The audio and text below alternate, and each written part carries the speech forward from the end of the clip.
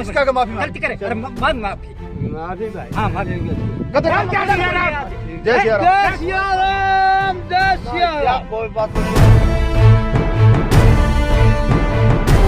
दोस्तों, जनमंच और वेब मिर्ची पे एक बार फिर से आपका स्वागत है। मैं उदय और मेरे साथ वेब मिर्ची से प्रशांत है।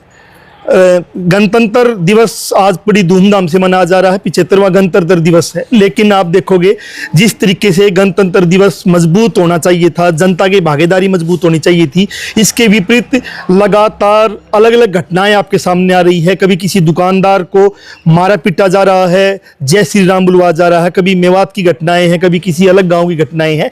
अभी ताज़ा मामला बारसमंद गाँव का है। 75 साल के एक मुस्लिम बुजुर्ग के साथ बड़ी बेरहमी से पिटाई की गई। 15 से 20 लोग उसमें शामिल थे।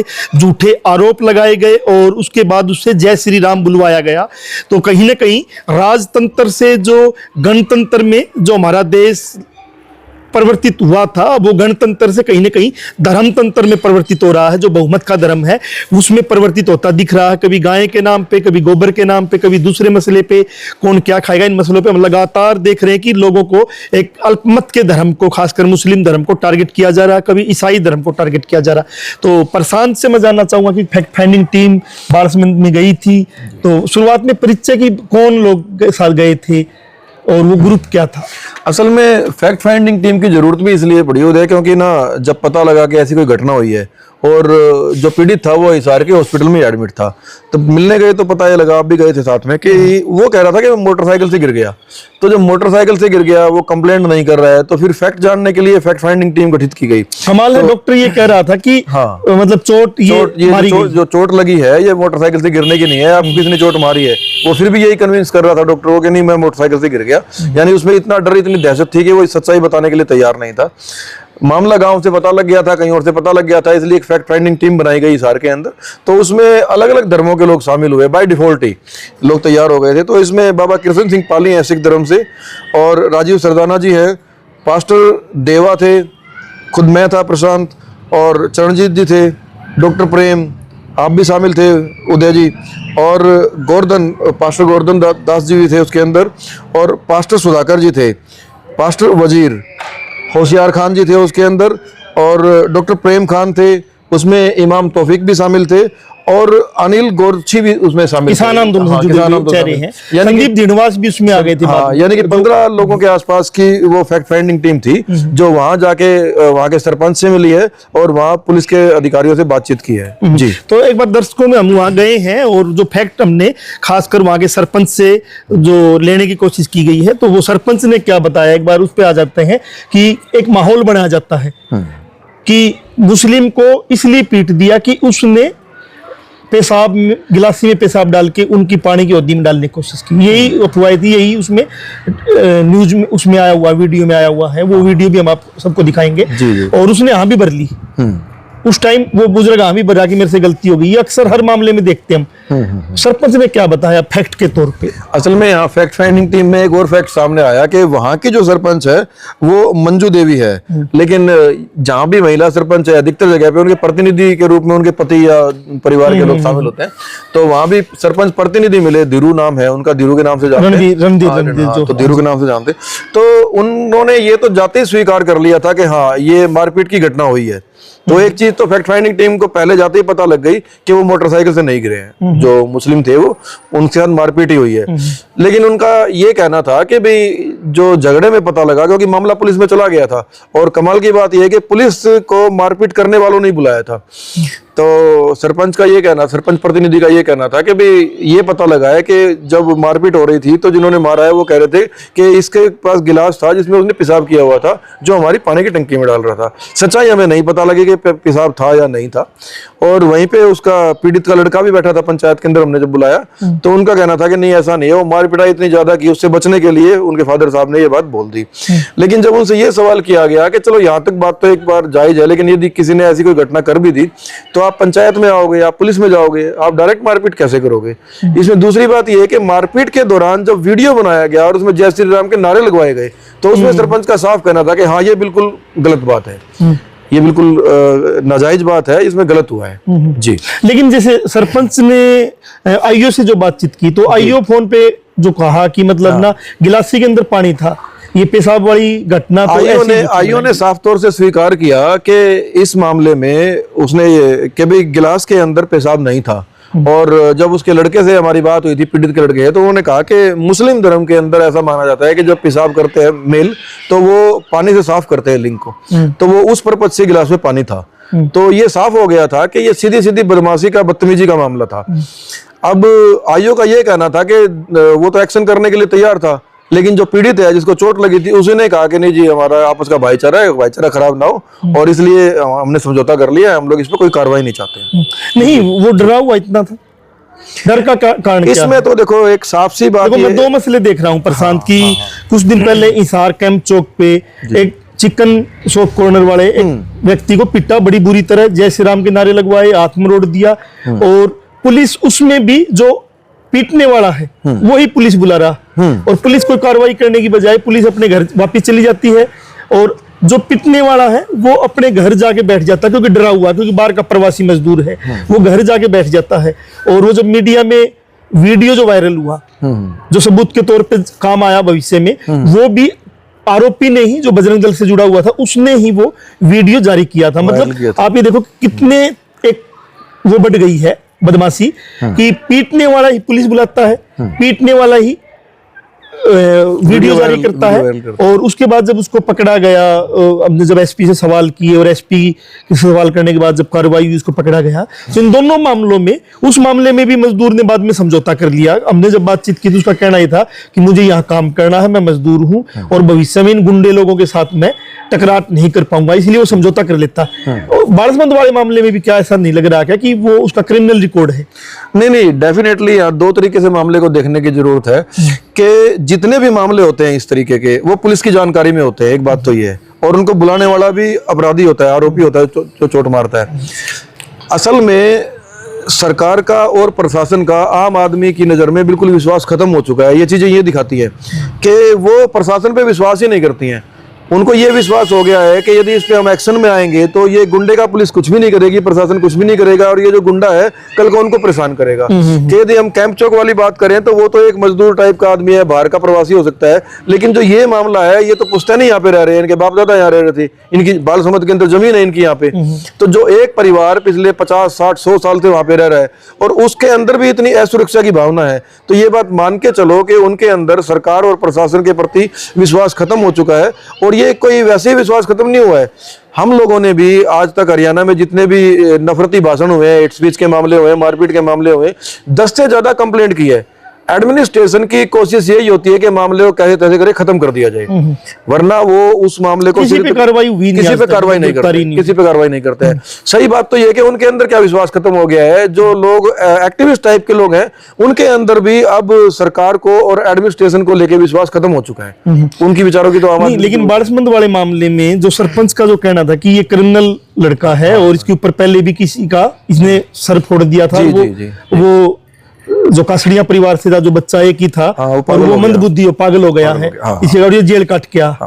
मतलब इससे ज्यादा बुरी एक क्या स्थिति होगी किसी गांव के लिए कि गांव, पूरा का पूरा गांव ये मानता है कि जिसको चोट मारी गई है वो शरीफ आदमी है, जो मुस्लिम परिवार से है, और वो मेहनत करके कमाने खाने वाला आदमी है। उनका 100 साल का रिकॉर्ड गांव के पास है कि वो तमीज से, तरीके से, मेहनत से कमाए खाते हैं, किसी लड़ाई झगड़ा नहीं करते। एक क्रिमिनल माइंडसेट का आदमी है जो मारपीट करता है, जिसने पहले भी एक आदमी का सिर फोड़ दिया था, जेल में रह के आया, जो परिवार में भी अपने बदतमीजी करता है, और गांव वाले कहते हैं कि चलो जी मामला खत्म कर दिया, ज्यादा अच्छा हो गया समझौता, वरना ये फिर नुकसान कर देता।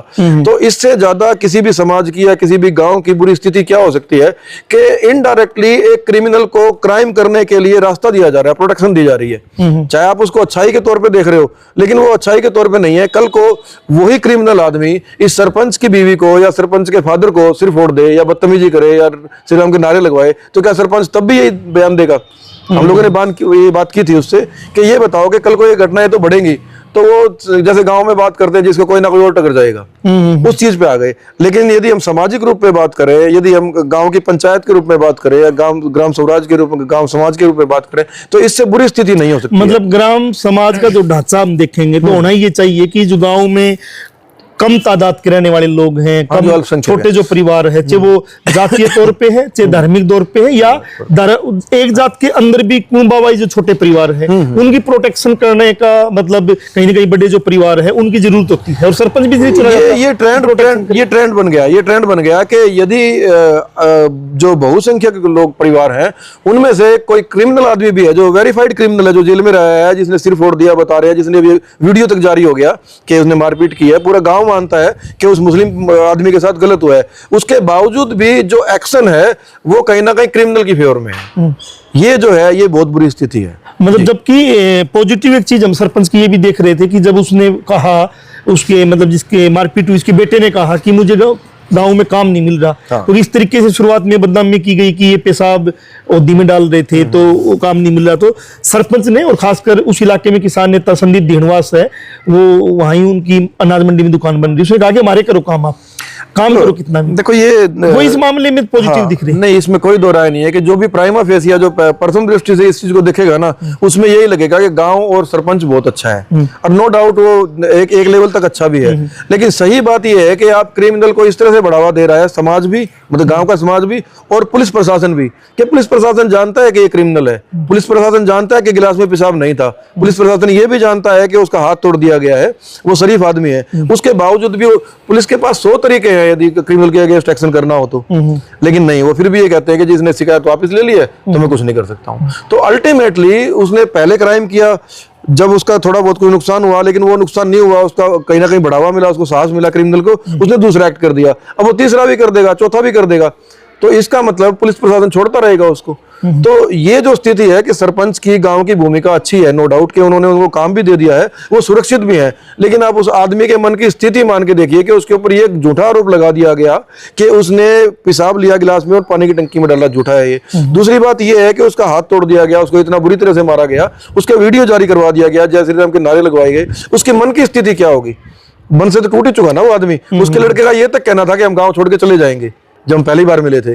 तो एक आदमी के लिए एक देश में, एक समाज में इससे ज्यादा सुरक्षा की भावना क्या हो सकती है?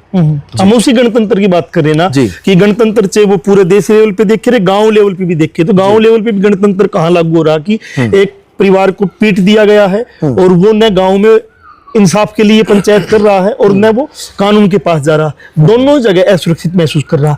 अगर उसको वहां भी सुरक्षा महसूस होती कि गाँव के सत्र पे कोई पंचायत करके उनसे बातचीत कर ली जाए, ठीक है, जबकि कोई पंचायत कोई वो नहीं होती, कानूनी उसकी कोई वैधता नहीं होती, फिर भी भाईचारा के तौर पे पंचायत करके ये तो कहा जा सकता था कि इसने गलत किया, लेकिन वो भी नहीं कर पाया और उसमें भी नहीं दे पाया, तो फिर गणतंत्र को कहाँ देखें हम? नहीं, देखो, फैक्ट फाइंडिंग टीम ने सरपंच से सवाल किया था कि भाई उस आदमी में कमी है, वो क्रिमिनल माइंडसेट का आदमी है, तो उसके परिवार में और लोग होंगे, उसके परिवार से बात कर लेते हैं या उसको बुला लो पंचायत में, उससे बात कर लेते हैं। तो हालत ये थी कि सरपंच का और गांव के और लोग बैठे थे, 5-4 लोग और भी थे, यूथ, तो उनका ये कहना था जी उसको शर्म ही नहीं है, मतलब वो अभी कुछ कह देगा, शाम को घूट मार के कुछ कह देगा, मतलब शराब पिए कुछ कह देगा, तो पूरा गांव जानता है कि अल्टीमेटली उनसे बात करने का भी फायदा नहीं है। तो समाज का आंतरिक ढांचा इतना खोखला हो गया है, तो गणतंत्र के लिए अच्छा ऐसा बात भी नहीं है कि वो अल्पसंख्यक बाल समाज के अंदर मुस्लिम इतने ज्यादा अल्पसंख्यक हो, 200 परिवार है वहाँ पे, पुरानी जमीन है वहाँ पे, वहाँ मदरसा है, वहाँ मस्जिद है, तो ऐसा नहीं है कि इतना अल्पसंख्यक है, ठीक ठाक है, लेकिन उसके बावजूद भी वो मुस्लिम परिवार तो पंचायत कर ही नहीं पाया। जो पंचायत करने की कैपेसिटी में है वो भी पंचायत नहीं करना चाह रहे हैं, उनको पता है कि उससे पंचायत करने का फायदा ही नहीं है। तो कहीं ना कहीं तो कोई रास्ता निकालना होगा कि समाज की फैक्ट फाइंडिंग टीम का जो बेसिक काम था, ये फैक्ट तो उजागर हो गया कि ये बदतमीजी हुई है, ये धर्म के नाम पे एक आधार बना के गलत मारपीट हुई है, यानी ऐसा तो नहीं है कि वो मोटरसाइकिल से गिर गया था। और ये सच्चाई भी सामने आ गई कि समाज का जो असल चेहरा है, कि समाज सब कुछ जानता है, पुलिस प्रशासन सब कुछ जानता है, उसके बावजूद भी क्रिमिनल के अगेंस्ट एक्शन करने की कैपेसिटी में नहीं है। प्रशांत जी, आखिरी सवाल है कि वो ढांचा भी कमजोर है, समाज का ढांचा भी कमजोर हो गया है कि क्रिमिनल के खिलाफ वो नहीं बोल पा रहा। हाँ। और दूसरा एक ढांचा है जो हमारे एसपी जो है, एसएचओ है, डीएसपी है, जिनकी जिम्मेवारी बनती है कि लॉ एंड ऑर्डर को लागू करे, पीड़ित के पक्ष में खड़े हो, वो भी कहीं ना कहीं आपको कमजोर नहीं दिख रहा कि वो भी मतलब हमें पता चल जाता है कि कहाँ क्या घटनाएं हुई है, कि कुर्सी बेचने वाले को इसलिए पीट दिया कि यूपी से आया था, इसी शहर में मूंगफली की रेडी लगाने वाले को ये लोग पीट देते हैं धर्म के नाम पे, शाल बेचने वाले को जो कश्मीर से आया उसको पीट देते हैं, कभी कैंप चौक पे पीट देते हैं। हमें पता चल जाता है, नहीं, लेकिन देखो। इनकी सीआईडी और क्या एसपी को पता नहीं चलता? नहीं नहीं, सीआईडी की बात ही नहीं है। असल बात तो ये है कि पुलिस के पास मामले जा रहे हैं, पुलिस वाला आईओ स्पीकर फोन के ऊपर बोल रहा है कि हाँ ये घटना हुई है और ये गलत हुआ है इसके साथ और मैं एक्शन करने के लिए तैयार था। लेकिन एक इंटेंशन ऑफ स्टेट होती है कि स्टेट की नीयत क्या है, राज्य की नीयत क्या है, जो आपका पुलिस प्रशासन है उसकी नीयत क्या है, या जो आपकी विधायिका है उसकी नीयत क्या है। ये बालसमत का मामला नहीं है, ये तो हर डिस्ट्रिक्ट के अंदर हो रहा है, पूरे देश के अंदर हो रहा है। ये तो उन्होंने, स्टेट ने अपनी इंटेंशन जाहिर कर दी है कि वो धर्म के नाम पे दंगे करवाएगी, मारपीट करवाएगी, वोटों का पोलराइजेशन करेगी और सत्ता में बनी रहेगी। अब जहां तक पुलिस प्रशासन की बात है तो पुलिस प्रशासन भी अपने मंत्रियों से अपने निजी फायदे के लिए उसी दिशा में चलता है जिधर स्टेट की इंटेंशन होती है। तो इसमें छुपा कुछ नहीं, ओपन सीक्रेट है ये। Each and every person, each and every authority knows very well कि हर कोई अच्छे से जानता है, गांव का सरपंच भी जानता है, गांव का हर आदमी भी जानता है, आईओ भी जानता है, मुस्लिम समुदाय भी जानता है, एसपी भी जानता है, एक्टिविस्ट भी जानते हैं। मतलब फैक्ट फाइंडिंग टीम में क्लियर हो गई चीजें। लेकिन जो इंटेंशन है वो क्लियर है कि हमें ये माहौल बनाना है। असल में उनको कोई जान से नहीं मारना है, वो मारपीट में कोई जान से मर भी जाए, एक यूपी के अंदर मर भी गया था वो एक उसका बीफ का मामला जो आया था, तो क्या हो गया बाद में फाइंडिंग में आगे के बीफ नहीं था वहां पे, लेकिन वो आदमी तो मर गया। दादरी में भी आ गया, दादरी में भी आ गया था। हाँ, तो ऐसा नहीं है। अब तो इंटेंशन ऑफ स्टेट क्लियर है कि वो चाहती है कि इस तरह की धार्मिक दंगे हों, धार्मिक बीच में भेदभाव बढ़े, मतभेद बढ़े और एक ऐसा माहौल पैदा हो कि पोलराइजेशन हो जाए कि जो बहुमत के लोग हैं वो उनको वोट करते रहे, वो राजनीति का मामला है, जो अल्पमत के वो कहीं भी करते रहे, सरकार उनकी बन जाएगी। मैं एक और आखिरी सवाल है कि जैसे पुलिस बोल देती बहुत बार कि शिकायत नहीं की, या इस मसले में बोल दिया था कि शिकायत नहीं हुई, बाद में शिकायत की भी कैंप चौक वाले में, तो उसने समझौता कर दिया। लेकिन जैसे एक है मारपीट का मामला, एक है सार्वजनिक जगह पे मारपीट करते हुए धार्मिक नारे लगवाना, वो तो एक मतलब पुलिस अपने तरफ से भी एक्शन करती है ना। देखो दो तरीके होते हैं इसमें कानून की नजर में देखा जाए तो। एक ये कि दो लोगों का झगड़ा हो गया, प्रॉपर्टी पे लेके हो गया, गाड़ी भिड़ने पे हो गया, किसी बात पे हो गया, वो एक अलग मामला है। एक इंटेंसली इस तरह की जो एक्टिविटी है वो एक पर्टिकुलर टाइप के आतंकवाद को बढ़ाने की एक्टिविटी है। ये आतंकी घटना है कि लोगों में आतंक का माहौल हो, पर्टिकुलर समाज के अंदर आतंक का माहौल हो। जो लोग ट्रेन में बम रखते हैं, जो रेलवे स्टेशन पे बम रखते हैं, जो बस स्टैंड पे बम रखते हैं, वो टारगेट करके नहीं मारते किसी को। आतंकवादी को आतंक फैलाना है, उसको तो एक मुस्लिम को मारना है, चाहे कोई भी मुस्लिम हो। समझ रहे हो ना। तो इसमें तो सुप्रीम कोर्ट की क्लियर कट डायरेक्शन है कि आप सुओ मोटो लोगे हेट स्पीच तक को भी, यदि किसी ने किसी धर्म के खिलाफ भी हेट स्पीच दे दी है, नफरती भाषण दे दिया है, तो भी आप सुओ मोटो लोगे। डायरेक्शन है, हाई कोर्ट को भी डायरेक्शन दिया हुआ है, स्टेट पुलिस को भी दिया हुआ है। लेकिन ये कंप्लेंट होने के बाद भी एक्शन नहीं करते हैं, ये रास्ता निकालते हैं कि सामने वाला समझौता कर ले। तो मैं तो बिल्कुल क्लियर हूं इसमें, फाइंडिंग टीम में भी, फैक्ट फाइंडिंग में भी, कि फैक्ट ये आ रहा है कि इंटेंशन है स्टेट की कि धार्मिक दंगे हों, धार्मिक मतभेद बढ़े और राजनीतिक फायदा मिलता रहे। उनके अपने फायदे हैं, जो आपकी ब्यूरोक्रेसी है, आईपीएस आईएएस है, जो पुलिस प्रशासन है, उनको इस चीज में फायदा मिलता है। जो इस तरह की घटनाओं को बढ़ावा देने में सहयोग करेंगे उनको प्रमोशन मिल जाएगी, जो एक्शन लेंगे वो सस्पेंड कर दिए जाएंगे, टर्मिनेट कर दिए जाएंगे, उनको सजा दे दी जाएगी। आपको ये नहीं लग रहा कि कई बार कि गुंडा मवाली है, हो सकता है कि उसकी इंटेंशन ये भी हो कि इसको मैं इतना मार दूं, इसको डरा दूं, ये यहाँ से भाग जाए, जमीन में औने पौने दाम पे ले लूं या कब्जा कर लूं। या जैसे कैंप चौक वाले मामले भी मैं देख रहा हूँ कि इंटेंशन ये हो कि इनसे हफ्ता लेना शुरू कर दें डरा के कि ये जो दुकानदार है। देखिए ये, और धर्म का एक चौड़ा उड़ लेते हैं, जय श्री राम का नारा लगवा लेते हैं ताकि बहुमत लोग कहें कि ये तो धर्म का काम कर रहा था, लेकिन इंटेंशन कहीं ना कहीं ये नहीं है कब्जा। नहीं, देखो क्या है कि जब आप कोई भी काम करते हो तो उस काम में आगे बढ़ना चाहते हो, चाहे आप कोई बिजनेस कर रहे हो, चाहे आप एक्टिविज्म कर रहे हो, चाहे आप बदमाशी कर रहे हो। तो छोटा मोटा बदमाश यदि किसी से झगड़ा करेगा तो उसके पुलिस से कंप्लेंट हो जाएगी।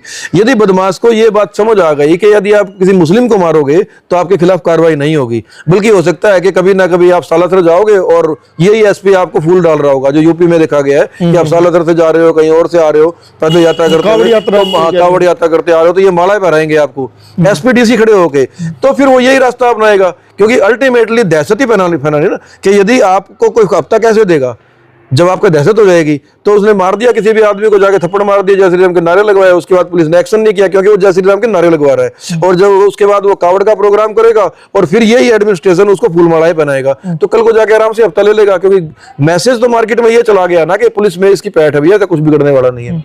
तो बेचारों को काम करना है, वो दे देंगे चुपचाप। और गाँव का भी जो ये क्रिमिनल आदमी है, इसने भी ये सॉफ्ट टारगेट लिया है।